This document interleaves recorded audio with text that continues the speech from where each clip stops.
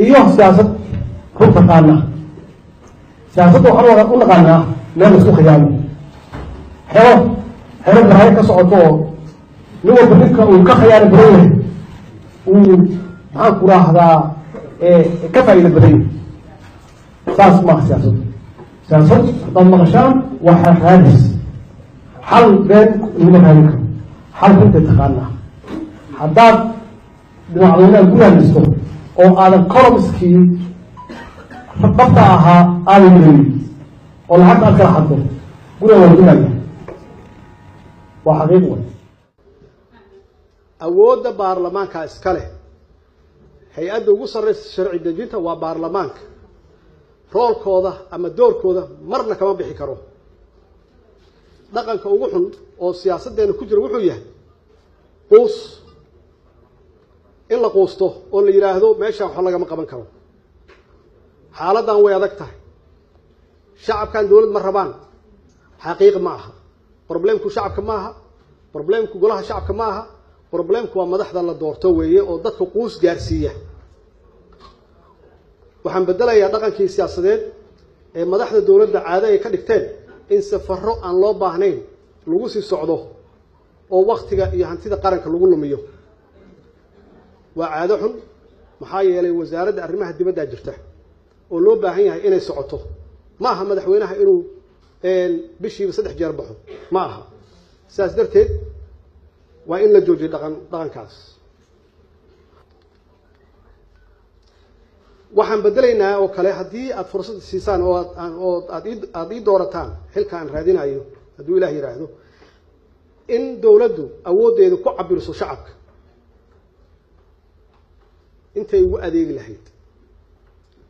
jidadkan la xiraayo oo maalmaha oo dhan xiran waxa weeye waa qayb ka mid ah caburin haddaad ii doorataan haddaan magaalada nabad keeni waayo baabuurtu waa weyneed yaan gadaal ka geli jid la xiraayo ma jiraayo markaan shabaab ka adkaano markaasaan baawarta ku raaxaysanaynaa laakiin isma keeni kartid adoo dagaal ku jira inay jidadku ummadda ka xiran yihiin dadkaad u baahnayd galay 10ka dambe ee bisha barakeysan ee Ramadaan waxaan taasi ka dhigaysaa in shacabku ay diyaar garow u galaan munaasabad qiimaha leh ee Ciidul Fidriga oo foodan ugu soo haysa hase ahaatee wadooyin muhiim ah oo ku yaala Muqdisho ayaa ciidamada ammaanka ay xireen taasoo saameynta ugu weyn ku yeelatay isku socodka dadka iyo gaadiidka magaalada maadaama shacabka ay u dukaamaysi tagaan suuqyada waaweyn ee magaalada xiliyadan oo kale si caruurta iyo dadka waaweynba ay u soo iibsadaan dhar ay ku ciidaan iyo adeegyo kale wadooyinka ayaa la soo dhigay ciidamo fara badan oo kuwa ammaanka ah waxaana sidoo kale jidcadiyaasha xaafadaha lagu jaray dhagaxaan iyo ciid shacabka Muqdisho ayaana caqabad u arka xirnaashiyaha wadooyinka in xilligan oo ay u dukaamaysi tagaan suuqyada waaweyn ee magaalada Muqdisho lagu soo aadiyo maanta waxaa ka soo lugay degmada Wardhiigle haddana waxaa jooga degmada Waabari intaas waxaa ku imaada lug anoo sooman waxaana xiran wadooyinkii ugu muhiimsanaa ee magaalada Muqdisho sida Maka al-Mukarrama iyo wadada wadnaa liskuma soo gudbi karo waxayna dhaxligeen xuduud marka anagoo sooman inaan lugaano teeda kale waa wax aad u xun waxaana laga yaabaa dad badan oo maamooyin oo baahiyaha gaarka ah qaba in ay maanta lugaanayaan ayagoo ilmahooda u doonan lahayd dharka ciida iyo dadka nolol maalmeedkooda hatta waxa lagu jiraa 10kii dambe ugu dambeysay bisha barakeysan ee Ramadaan waa bil qeyr badan dadka inta badan waa soomiyihiin ma awoodaan inay lugaayaan marka waxaan leeyahay xal ma aha wada xirow ee xal kale hala keenaa du'aalid insha Allah shalay iyo maanta haba daranba saakaaba markana ugu daranba waayo